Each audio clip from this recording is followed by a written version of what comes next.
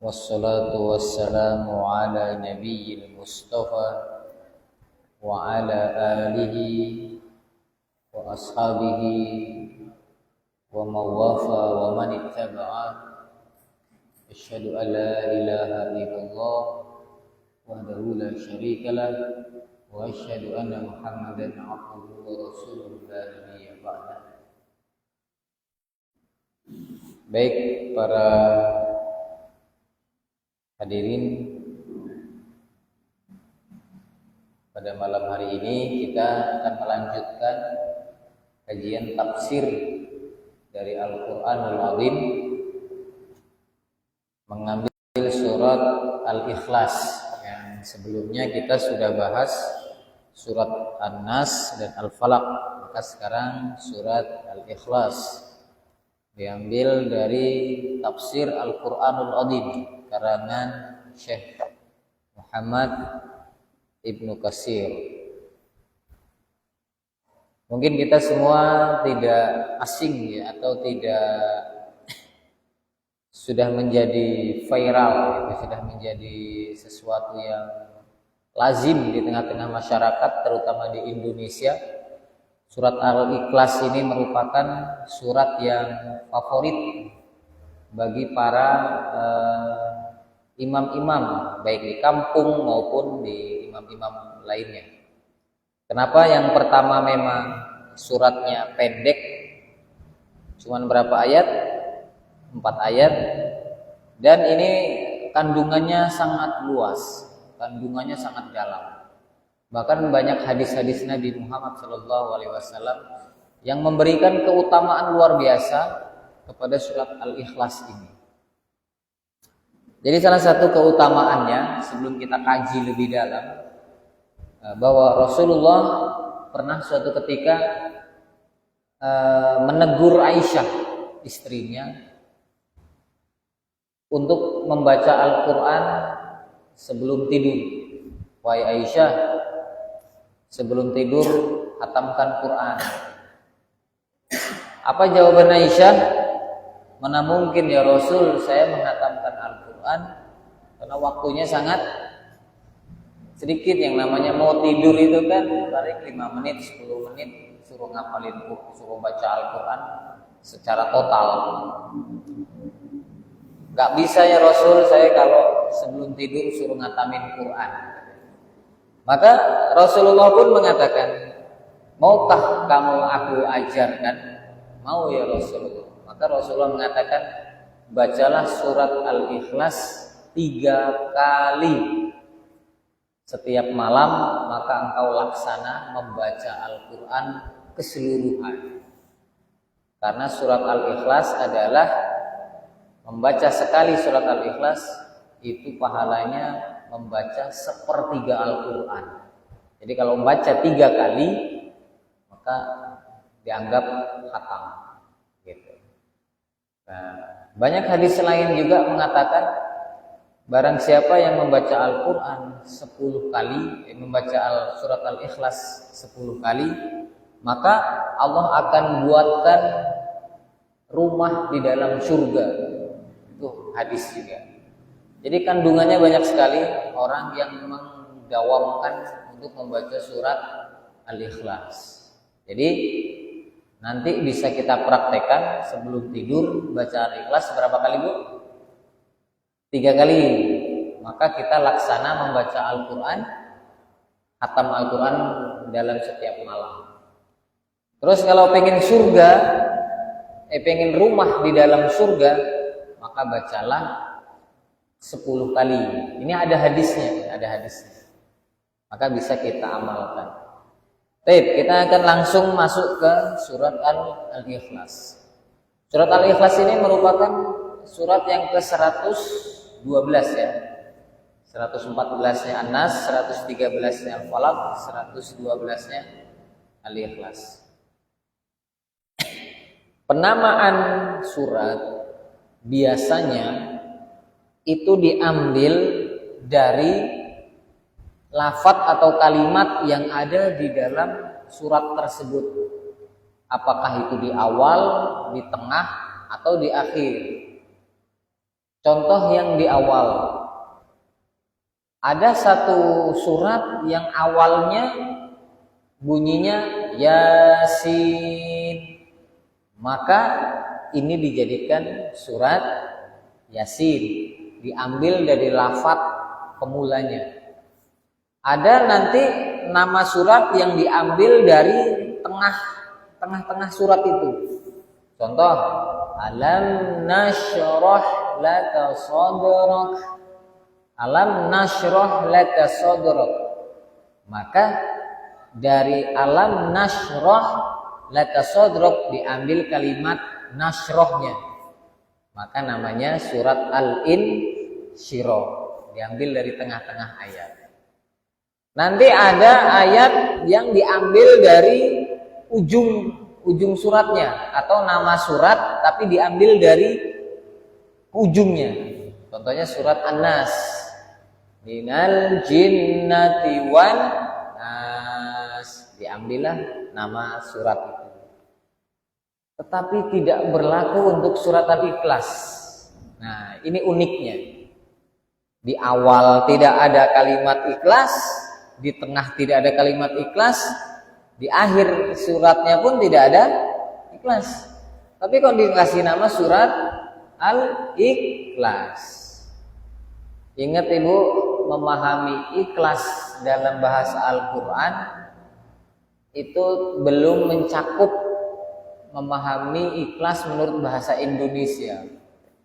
Ikhlas menurut bahasa Indonesia artinya apa? Hah? Legowo. Motor saya hilang, udah ikhlasin aja. Apa artinya? Itu bahasa Indonesia. Serapan dari bahasa Arab ke bahasa Indonesia itu ya mungkin disampaikan oleh Naib tadi. Legowo, nerimo. Nah, maka kita akan kaji dari mana kalimat legowo dan nerimo bisa diadopsi untuk memaknai makna ikhlas. Ikhlas ini, al-ikhlas diambil dari kalimat kholaso. Kholaso yang artinya bening. Bening, jernih. Terus apa lagi? Bening, jernih. Apa lagi mana itu? Bersih. Ya boleh juga, cuman di atas bersih masih ada beningnya, jernih. Ikhlas itu artinya bening, jernih. Tapi kalau ditambahi huruf alif di depannya, akhlaso, kan dari kata tadi kholaso ya, ditambahin alif, akhlaso, yukhlisu menjadi masdar ikhlasan. Akhlaso yukhlisu ikhlasan. Ditambahin alif lam lagi, al-ikhlasan. Artinya adalah membeningkan, menjernihkan sesuatu dari kotoran. Gitu. Kalau misalkan kita mau mengambil pertalet atau pertamak itu dari mana? Dari minyak bumi kan? Ketika minyak bumi disedot, diambil, sudah bisa langsung digunakan apa belum? Belum ya, masih harus disuling, dibuang batu-batuannya, dibuang kandungan lainnya, kandungan ini dibuang, kandungan aspalnya dibuang, kandungan solarnya dibuang, terus jadilah pertalite. Nah, dari tambang minyak ini yang paling tinggi apa? Aftur ya, minyak pesawat ya. Nah, minyak pesawat ini, aftur ini kandungan yang paling tinggi dari minyak bumi untuk bahan bakar pesawat. Ini sangat inti daripada inti minyak. Dari aftur turun ke pertamak, olah lagi pertamak jadi pertalite, olah lagi pertalite jadi solar, solar olah lagi jadi aspal yang ada di jalan raya. Itu aspal itu terakhir sampahnya tambang minyak. Nah, gitu. Nah, dari semua komponen-komponen yang mengotori itu tadi, dibuang tadi, itulah disebut dengan ikhlas. Apa itu ikhlas? Membuang semua yang mengganggu untuk mengambil satu kandungan yang jernih. Nah, lalu apa hubungannya dengan surat ini? Nah, surat ini kandungannya adalah ada 3 kandungan. Yang pertama adalah ketauhidan. Surat Al-Ikhlas ini kandungannya adalah ketauhidan. Kemudian yang kedua adalah informasi akan sifat-sifat Allah. Yang ketiga adalah ada hukum di situ.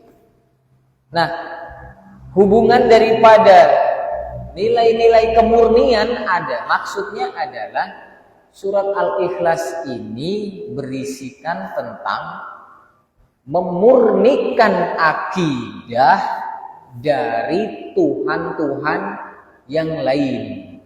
Memurnikan akidah dari nilai-nilai kesyirikan.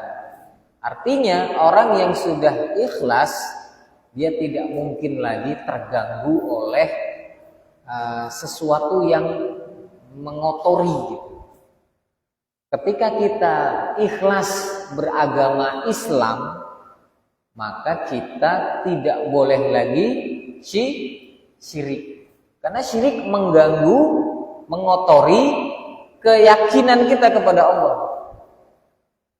Maka disebut ikhlas itu kita tidak boleh mencampuri lagi. Masih percaya sama perdukunan, masih percaya sama khurafat, apalagi sekarang di media sosial masih percaya sama cek kodam, macam-macam. Jadi jangan lagi kita percaya sama yang begitu-begituan. Kalau sudah ikhlas menjadikan Islam sebagai agama. Kenapa? Murninya orang Islam beragama Islam adalah menjadikan Allah satu-satunya sesembahan. Itu dari namanya dulu saya bahas. Nah, sekarang asbabun nuzul daripada surat ini. Apa Bu asbabun nuzul? Sebab-sebab turun. Jadi setiap surat, setiap ayat turun itu ada sebabnya. Disebut asbabun nuzul. Lalu asbabun nuzul surat ini apa? Jadi gini, ketika Rasulullah mendapatkan wahyu tentang surat An-Nas dan Al-Falaq, itu semuanya menggunakan kalimat Rob. Ya. Dari Al-Fatihah, Alhamdulillahi Rabbil Alamin. Di surat An-Nas, Qul a'udzu bi Rabbin Nas. Di surat Al-Falaq, Qul a'udzu bi Rabbil Falaq. Orang Quraisy ketika itu, orang kafir Quraisy ketika itu nanya, ya, dijelaskan ini dikatakan, ya Muhammad, di dalam tafsirnya dikatakan, anasab lana rabbuka, wahai Muhammad, kok kamu selalu ngomong Rob? Kalau bicara Rob, kami juga punya Rob, kata orang-orang Quraisy. Rob kami ada Latta, ada Uzza, ada Hubal, itu Rob kami semua. Nah, coba Muhammad jelaskan nasab daripada Robmu. Nah, jadi ada pertanyaan dari orang Quraisy, kafir Quraisy, akan Tuhannya Nabi Muhammad ini siapa? Ya, Tuhannya Nabi Muhammad ini siapa? Kalau Tuhannya orang kafir Quraisy kan jelas, Latta, Uzza, Hubal. Tuhannya orang Nasrani, Yesus, gitu, jelas. Nah, Muhammad ini dulu nama Tuhannya belum ada. Maksudnya para orang-orang Quraisy nanya, nama Tuhanmu apa? Kok selalu bilang Tuhan semesta alam, Tuhannya manusia, Tuhannya waktu yang gelap, waktu yang fajar. Rasulullah terdiam sejenak, tiba-tiba turun wahyu ke dalam diri Rasulullah, turunlah surat Al-Ikhlas. Kul, kata Allah, kul, katakan wahai Muhammad, huwa, Rob yang dimaksud sama oleh orang-orang kafir Quraisy itu, Rob yang dimaksud adalah Allah. Jadi Allah sendiri yang mengumumkan namanya adalah Allah. Katakan kepada orang Quraisy, kul huwa Allahu ahad. Katakan kepada orang Quraisy itu bahwa nasabnya Tuhanmu Muhammad itu tidak bernasab. Bahwa Tuhanmu Muhammad adalah Allahu ahad. Allah yang Esa, satu. Ya, para ikhwan, apa bedanya ahad dengan wahid?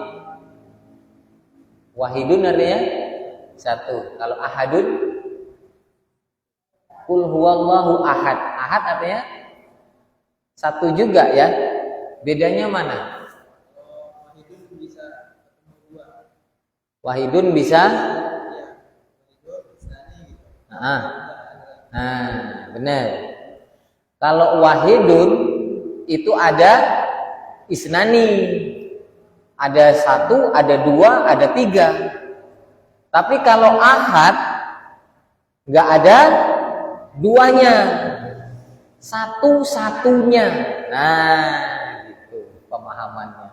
Maka ketika Bilal bin Rabah ketika itu saat disiksa oleh majikannya, ditindihin batu segede mimbar ini dadanya sambil cambukin di tengah terik matahari menjelang penyiksaan itu, hanya satu yang keluar dari mulutnya Bilal. Apa bu? Ahadun, ahadun. Satu-satunya hanya Allah, satu-satunya hanya Allah. Siksa lagi, keluarga Yasir juga begitu. Mohon maaf, keluarga Yasir selalu menyebut nama Ahad, Ahad.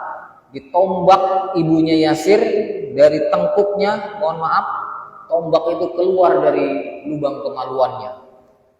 Tembus. Tombak itu. Saking kejamnya orang-orang kafir Quraisy. Hanya demi apa? Ahad. Menyelamatkan tauhidnya ketika itu. Luar biasa. Kita mungkin belum sampai iman kita disiksa sampai seperti itu. Ya, baik. Jadi ketika Allah mengatakan menurunkan surat ini kepada Muhammad, sampaikan ke Muhammad, Tuhanmu itu tidak bernasab, tapi dia Allah satu-satunya. Apa sih yang dimaksud dengan Allah satu-satunya? Karena begini, kalau ada papan tulis ya. Allah itu terdiri dari huruf alif, lam, ha. Sekarang kalau dibuang alifnya jadi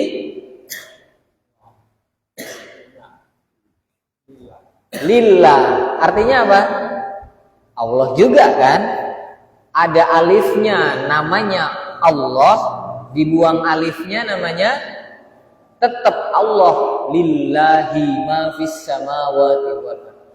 Buang lagi alif depannya. Jadi lahu mulkus samawati wal ardh. Milik Allah lah semua yang ada di langit dan di bumi. Maksudnya siapa? Allah juga. Buang lagi lamnya. Jadi hu. Allahu la ilaha illa hu. Kalau huwanya tidak dibaca, Allahu la ilaha illa hu. Hu itu artinya huwa. Siapa huwa? Kul huwa Allah. Kembali lagi ke Allah. Itu hebatnya nama Allah.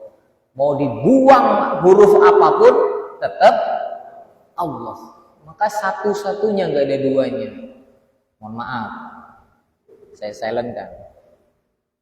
Kalau Yesus, ya, kalau Tuhan orang Nasrani Yesus, buang Y-nya jadi apa? Esus gitu. Buang lagi E-nya. Sus. Apakah kembali kepada Tuhan itu? Tidak. Buang lagi tambah nggak nyambung. Nah, ya kan? Tetapi Tuhannya Nabi Muhammad, yaitu Allah, itu satu-satunya. Nah, sekarang dibuang semua. Buang semua, alif, lam, buang semua. Tinggal apa? Ketia kosong. Apa yang disebut kosong? Ada ayat yang mengatakan sesungguhnya akulah zat yang menguasai kekosongan. Sebelum ada alam raya, ada siapa? Allah doang sendirian. Baru Allah nyiptain alam raya. Jadi alam raya ini semuanya makhluk. Sedangkan Allah itu yang menciptakan alam raya ini. Baik, kembali.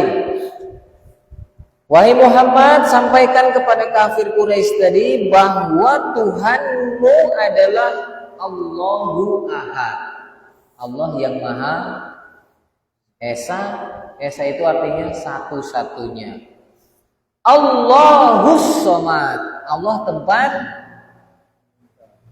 bergantung, meminta,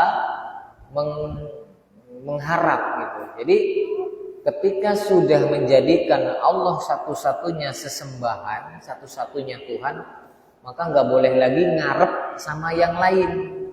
Contoh, kita lagi diuji ekonominya, maka mintalah sama Allah, ya Allah lancarkanlah rezeki saya. Maka ada sebagian orang ketika ekonominya sedang tidak baik-baik saja, dia pergi kemana? Pergi ke pantai selatan, nyari orang yang bewokan. Akhirnya nyarilah pesugihan. Pesugihan itu menggunakan kekuatan lain yang disebut dengan jin. Nah, menggunakan hal seperti ini itu dilarang. Kalau sudah menjadikan Allah sebagai Tuhan, maka jadikanlah Allah itu satu-satunya meminta, satu-satunya memohon. Ya, satu-satunya memohon. Maka arti daripada Bismillahirrahmanirrahim itu artinya apa, Bu?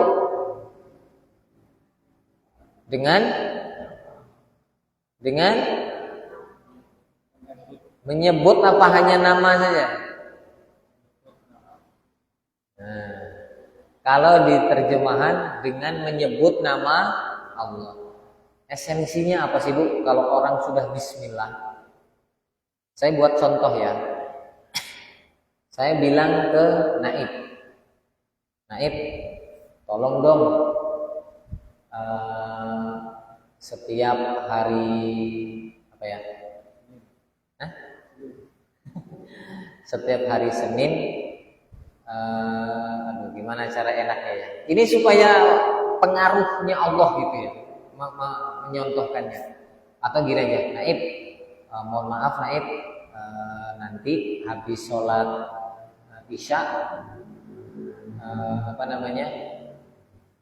sholat isyanya kita jam 9. Kita sholatnya jam 9 ya gitu. Kenapa? Pokoknya jam 9. Bisa, kalau saya yang ngomong mungkin Naib bisa percaya, bisa enggak. Tapi kalau saya yang cerita, Naib atas nama wali, nanti jam 9 Naib jangan kemana-mana. Kira-kira powernya lebih yang pertama apa yang kedua? Atas nama wali. Atau gini ya bahasanya, saya ngomong nih ke Naib, nanti jam 9 jangan kemana-mana ya, karena saya mau ngobrol gitu. Nanti akan ada tamu datang ke sini. Ya bisa percaya bisa enggak. Tapi kalau saya pesannya begini, Naib atas nama wali. Nanti jam 9 Naib jangan kemana-mana, tunggu di sini. Mana power yang lebih kuat? Atas nama wali. Nah ini ibu melakukan sesuatu atas nama Allah, maka selesai Bu. Ayam itu yang kita makan itu bangkai. Ayam, kambing, sapi. Apa arti pengertian bangkai? Bangkai itu barang yang sudah mati. Sesuatu yang sudah mati itu namanya bangkai. Kenapa kita bisa makan ayam? Karena kita membunuhnya dengan bismillah. Kita ngomong atas nama Allah, wahai ayam, aku izin untuk mengembalikan nyawamu kepada yang punya, sembelih. Maka binatang yang disembelih atas nama Allah menjadi halal, boleh dimakan karena udah izin bahasanya atas nama Allah. Atau lihat ayam habis ketabrak motor, wow, gerbuk mati, masih seger, boleh nggak bawa pulang sayur? Masih seger badannya, nggak boleh, tetap bang, karena matinya tidak menyebut nama Allah. Di situ bedanya. Ya, jadi ayam tiren ya Pak. Jadi ayam tiren bawa ke pasar, jadi ayam tiren. Cari aja bekas-bekas lehernya kepotong. Nah, jadi gitu ya. Jadi saat kita Allahus Shomad, saat kita mengatakan Allah tempat bergantung, maka nggak ada lagi istilah manusia itu kebingungan harusnya. Saya pernah membaca sebuah tulisan, ada orang jualan mangga Pak. Ini membuat saya menjadi dek gitu ya. Jadi orang ini jualan mangga, terus kemudian ada stiker di belakangnya. Terus tulisannya adalah, bagaimana saya takut miskin, sedangkan saya adalah hamba dari Zat yang Maha Kaya. Wah, keren Pak kalimatnya. Dia jualan mangga mentah tuh padahal. Bagaimana saya takut miskin sedangkan saya adalah hamba dari Zat yang Maha Kaya. Jadi apa? Ketergantungan dia kepada Allah itu total. Jadi Allahu Shomadnya dia itu totalitas, nggak ada istilah, aduh hari ini kita nggak dapat kerja, jadi bingung gitu. Padahal ketika dia tawakal kepada Allah, maka Allah akan cukupkan dia. Ingat, ketika kita tawakal kepada Allah, Allah akan cukupkan. Yang Allah berikan itu bukan kaya raya melimpah ruah, bukan. Tapi Allah cukupkan. Pak, paling enak makan duren itu saat musim duren atau di luar musim duren? Pas di luar musim duren. Kenapa enak? Karena terbatas. Orang lain nggak ada duren, ada orang jualan duren, pas makan, enak. Saking enaknya, pas musim duren, ibu ke Kota Agung sama bapak naik mobil ke Kota Agung, numpuk duren. Jadi enak nggak duren? Berkelimpahan itu menghilangkan nikmat. Yang jadi nikmat itu karena sedikit terbatas. Iya ya, enak banget makan durian kemarin. Giliran datang ke Kota Agung kok jadi nggak enak ya. Padahal melimpah-limpah di sana. Bahkan kita bisa beli kebunnya sekalian. Nah, jadi untuk menikmati sesuatu itu yang terbatas itu lebih terasa. Yang sedikit itu lebih terasa. Maka sebaiknya kita saat menjadikan Allah sebagai pusat titik tawakal, maka jangan diembel-embelkan. Nah, bicara tentang Allah menjadi pusat tawakal, sebenarnya ada satu kisah dia tentang Hajar alaihissalam, istri daripada Nabi Ibrahim.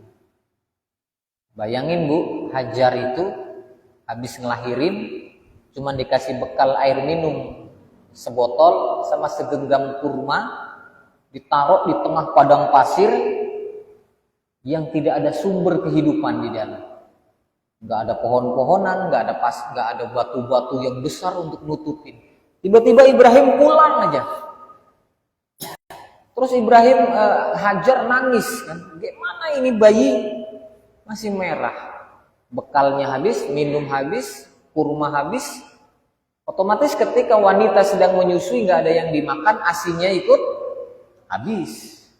Nangis bayinya ini, Ismail ini nangis, wah bingung dia luar biasa. Taruh bayinya, lari dia ke Bukit Sofa.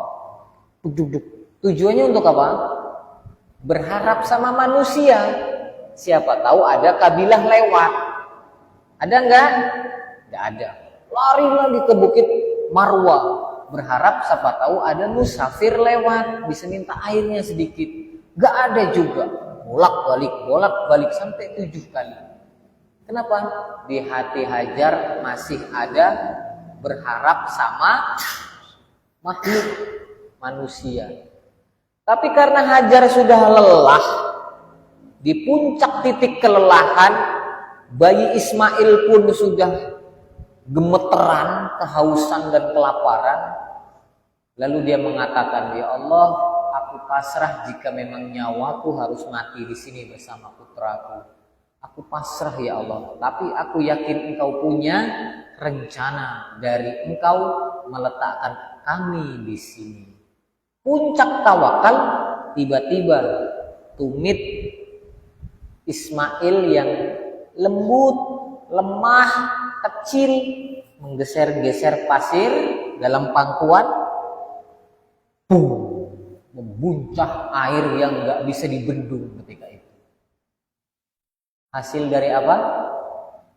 Tawakal kepada Allah. Allahus Somad. Allah jadi tempat satu-satunya bergantung, membendung air itu.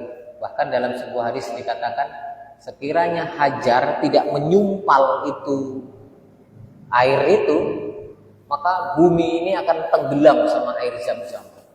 Saking besarnya air itu, disumpal sama Hajar. Dari situlah, dari air itulah sumber kehidupan mulai. Dari tanah, dari tempat yang tidak ada satu orang penghuni pun, sekarang lihat Mekah Al-Mukarramah menjadi tempat yang dituju oleh semua umat Islam pada pengen ke sana semua. Tadinya nggak ada penghuninya itu. Baik, kita lanjutkan. Lam yalid walam yulad. Jadi Tuhannya Muhammad itu lam yalid, tidak beranak dan juga tidak diperanakkan. Gimana logikanya? Tidak beranak dan tidak diperanakkan. Yang ada dengan sendirinya. Maka kalau kita belajar kitab Tauhid 20 sifat Allah itu, kita akan menemukan bagaimana Allah itu adanya itu tanpa sebab gitu. Kursi ini menjadi kursi ada sebabnya. Apa sebabnya? Dibikin. Ada kayu dibikin. Saya ada di sini ada sebabnya. Dibikin. Kita semua ini sebabnya dibikin. Nah, Allah itu ada tanpa sebab. Tapi yang jelas gini, semua makhluk itu dilahirkan, ya, dilahirkan secara normal, maka lawan daripada dilahirkan itu ya adalah tidak dilahirkan. Makanya kalau ada Tuhan yang dilahirkan, berarti sama dengan makhluk. Kalau sama dengan makhluk berarti bukan Tuhan. Sebenarnya enak aja gitu, diskusi tentang teologi. Nah, jadi Allah itu tidak beranak, apalagi diperanakkan. Jadi Allah itu memang ada tanpa sebab apa-apa. Jadi sebelum ada alam raya ini, alam raya ini kita semua dibikin. Dulu itu ada satu kosmos yang sangat besar, gumpal-gumpal Allah menciptakan raya. kemudian ditabrakkan sama Allah yang namanya dengan Big Bang dalam teori kimia fisika, di teori ditumburkan, terjadi ledakan dengan kekuatan sekian ribu nuklir ya kekuatan. Dari tabrakan itulah maka terjadi pecahan-pecahan. Salah satunya adalah lahirlah bumi. Nah, dari partikel-partikel pecahan itu ada yang jatuh ke bumi. Maka emas yang ada yang mengatakan emas, kemudian minyak bumi adalah berasal daripada tulang-tulang fosil orang-orang purba kayak gitu. Sekarang pertanyaannya, cadangan minyak dunia sampai hari ini nggak habis-habis. Berapa banyak fosil yang tenggelam ke bumi? Maka ini dibantah bahwa minyak bumi emas bukan dari fosil.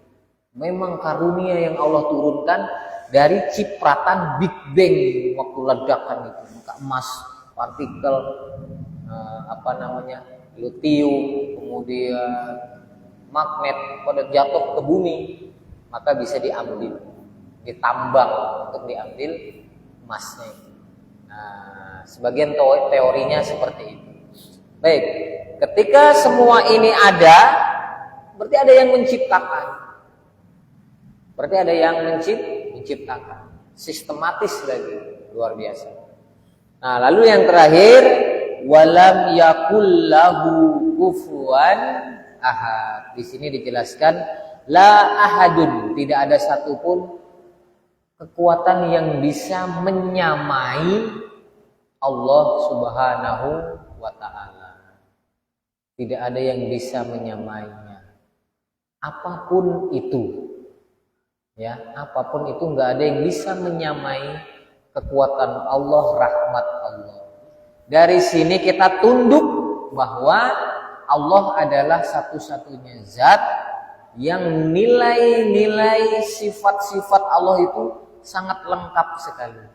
Bahkan dulu ada seorang sahabat Nabi yang kalau dia jadi imam, setiap rakaat kedua selalu baca surat Al-Ikhlas.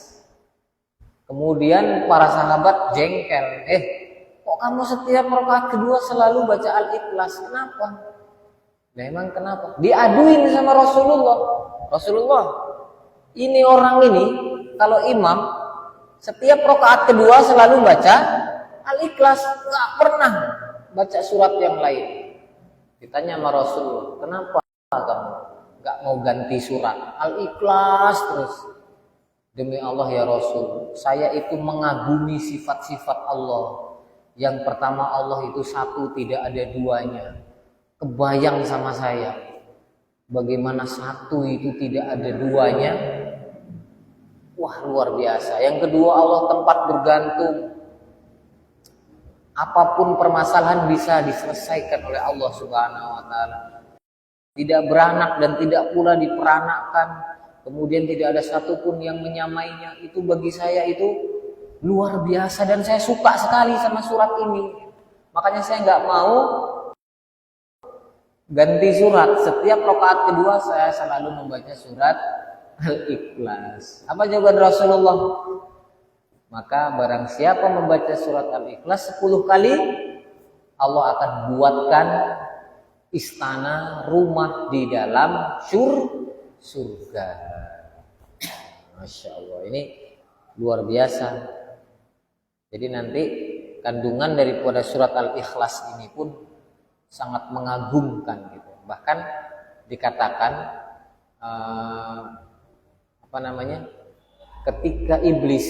ketika iblis menggoda Adam dulu, ketika iblis menggoda Adam disuruh sujud, iblis nggak mau sujud, kemudian iblis diusir sama Allah dari surga. Kemudian saat diusir dari surga, iblis mengatakan begini, ya Allah, izinkan saya diberi umur panjang, tangguhkan umur saya, aku akan menggoda anak cucu Adam dari segala macam penjuru, dari depan, belakang, kanan, kiri, atas, bawah. Saya akan mengganggu anak-anak cucu Adam. Kata Allah, apa jawabannya? saya akan beri engkau umur yang panjang sampai waktu yang ditentukan, sampai hari kiamat. Kamu juga boleh mengganggu anak cucu Adam, silakan. Tapi kamu tidak akan bisa mengganggu anak-anak cucu Adam yang ikhlas. Poinnya itu. Jadi kita kalau ikhlas memahami ketauhidan ini, surat Al-Ikhlas ini, kita adalah orang yang tidak bisa diganggu oleh bangsa iblis, jin dan lain sebagainya. Apa caranya supaya tidak bisa diganggu? Jadikan Allah satu-satunya. Jadikan Allah tempat bergantung. Yakini Allah itu tidak syirik. Dan jadikan Allah itu satu-satunya yang tidak ada tandingannya. Maka kita tidak akan bisa diganggu oleh iblis. Itu Allah sendiri yang janji. Kamu boleh ganggu silahkan aja. Tapi kamu gak bisa ganggu orang yang ikhlas. Dan kalau ruqyah orang kesurupan, itu paling takut dengan surat Al-Ikhlas ini. Kalau dibaca surat Al-Ikhlas, orang kesurupan itu guling-guling gitu. Karena memang isi kandungannya tauhid kepada Allah Subhanahu wa taala. Baik, itulah isi tafsir daripada surat Al-Ikhlas, yang mana memang suratnya pendek, cuma 4 ayat, tetapi barang siapa membacanya isinya adalah sepertiga Al-Qur'an. Ya, jadi fadilahnya sangat banyak sekali. Ya, kalau bisa ya kita sambil bawa mobil, sambil bawa motor, baca surat Al-Ikhlas, enggak masalah. Itu Allah akan jadikan keberkahan di setiap langkah-langkah kita. Baik, mungkin itu saja kajian kita pada malam hari ini. Jika ada pertanyaan mungkin kita bisa diskusi. Bapak Ibu yang mau bertanya, berdiskusi, kami persilakan.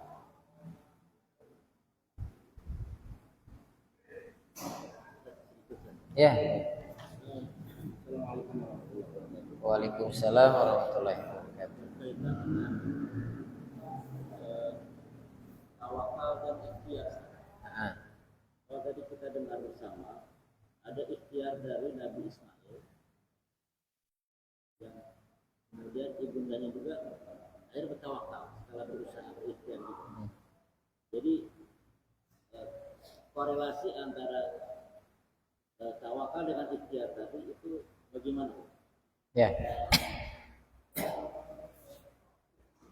Ada satu ayat di dalam Al-Qur'an di surat Al-Jum'ah dikatakan, wa idza nudiya lis-sholati mi yaumil jum'ah fas'au ila dzikrillahi wa darul bai. Kemudian barang siapa kamu telah melaksanakan selesai sholat Jumat, maka fantashiru fil ard wabtagu min fadlillah. Barang siapa setelah melaksanakan sholat Jumat, bertebaranlah kalian ke seluruh muka bumi untuk mencari fadilah, keutamaan daripada Allah Subhanahu wa taala.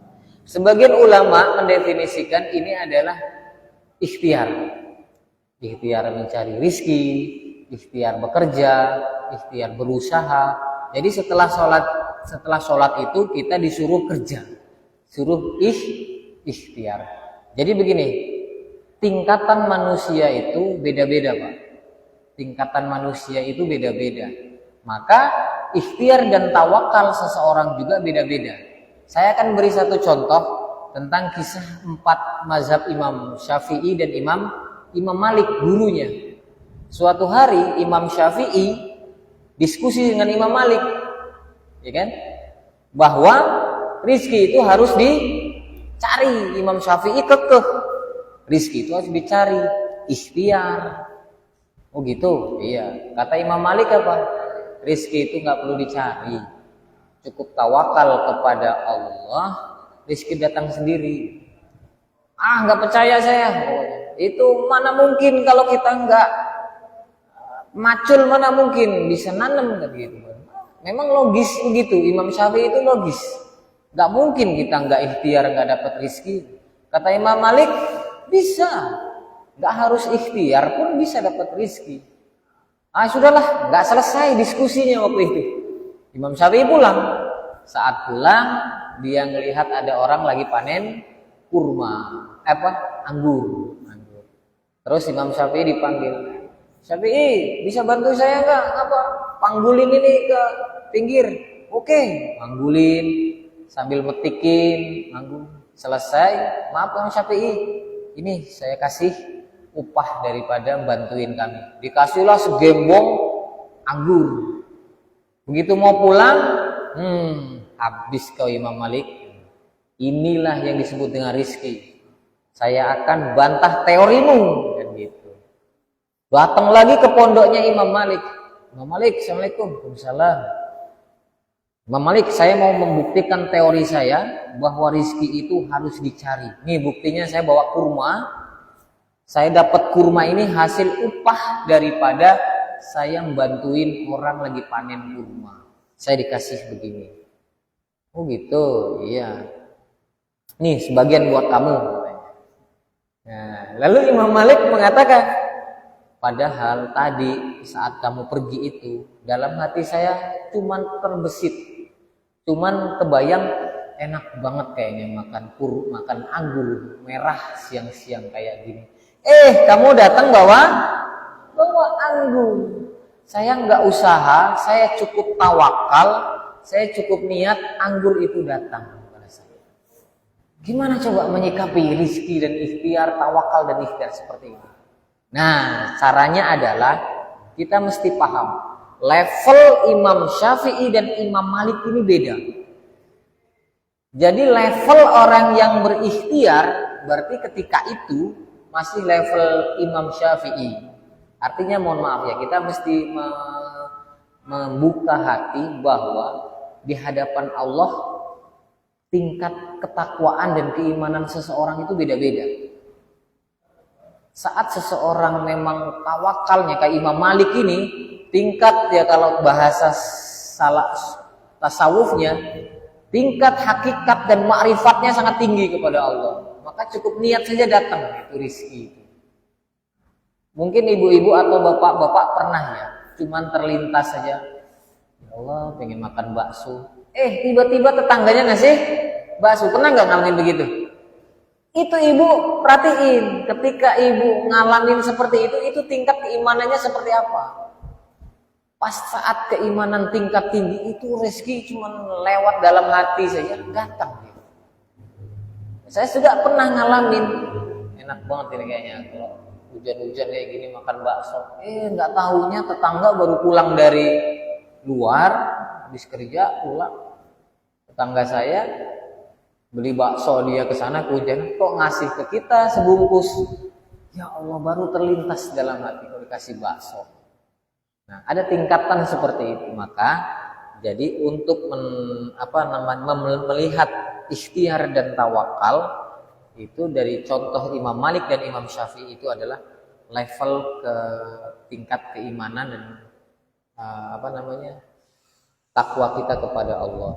Tapi ya Rasulullah juga tidak menutup bahwa ikhtiar juga harus dilakukan. Dan yang benar adalah ikhtiar digabungkan dengan tawakal. Ada satu ketika contohnya sahabat pas mau sholat, ontanya dilepas. Begitu pulang, ontanya hilang. Lalu, kenapa hilang? Gak tahu, saya taruh di luar tadi kok hilang. Kata Rasulullah, diikat dulu baru tawakal. Kata Rasulullah. Tadi saya udah tawakal gitu kepada Allah, aku taruh onta ini, titip ya Allah, ontanya di sini aku mau sholat. Ya hilang. Atau ibu lah mau sholat, naruh motor, kuncinya gantungin di situ. Terus di joknya ada STNK sekalian. Ya Allah, aku tawakal. Jagalah motor saya. Hilang nggak? Dalam hitungan menit. Jangankan ada kuncinya. Bikin kunci setang aja dalam hitungan menit bobol gitu. Tawakal itu bukan begitu, kata Rasulullah. Tawakal itu adalah kamu tali dulu di atas tiang, baru kamu tawakal kepada Allah. Jadi gitu Pak Heri ya. Jadi tawakal itu adalah tawakal dan ikhtiar. Maka tatkala tadi Hawa itu masih berharap kepada makhluk, dia berikhtiar, lari sana lari sini. Tapi begitu keinginan berharap kepada manusia sudah musnah, sudah sirna, hanya mengharap kepada Allah, iman naik nggak? Naik. Maka tawakal menghasilkan buah. Begitu kita sudah, ya Allah aku pasrah hanya kepadamu, iman naik. Maka apa yang kita besitkan, Allah akan hadirkan dia. Gitu. Memang iman itu kan naik turun. Gitu ya Pak Heri. Kan ikhtiar itu kan berdasarkan keinginan gitu. Betul. Tentu dengan umrohnya, misalkan kita dengan umroh, tapi tidak ada ikhtiar gitu kan. Ikhtiarnya misalnya menabung, kita tolong jemaahnya sabungan, jangan tabungan, ngumpulin zatnya gitu. Itu kan ikhtiar sebenarnya. Tapi itu ikhtiar.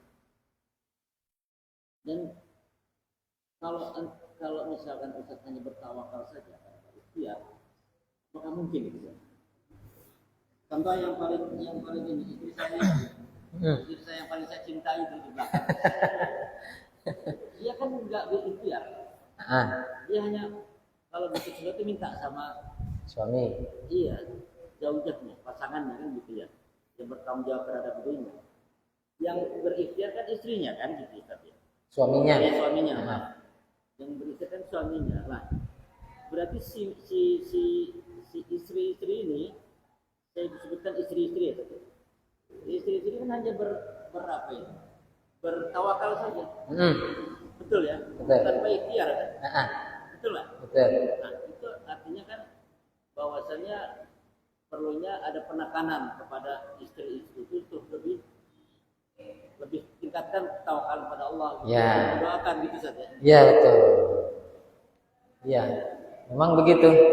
Ada kalanya orang naik haji, naik umroh, banyak yang berangkat haji dan umroh itu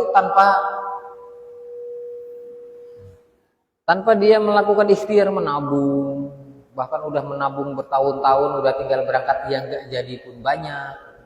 Tapi tiba-tiba ada orang yang mengumrohkan, itu banyak kejadian. Makanya yang disebut dengan haji dan umroh kadang-kadang ada bahasa istilah dipanggil Allah untuk ke sana.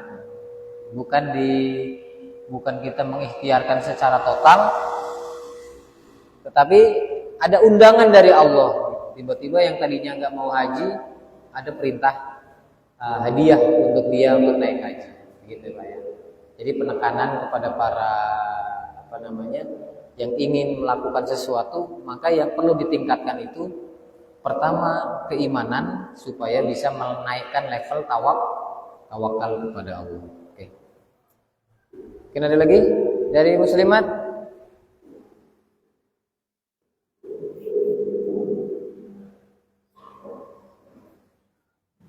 Muslimat ada yang ingin ditanyakan? Cukup. Baik, kalau cukup, alhamdulillah. Mudah-mudahan dapat ada manfaatnya. Insyaallah ini bentar lagi udah bulan Ramadan.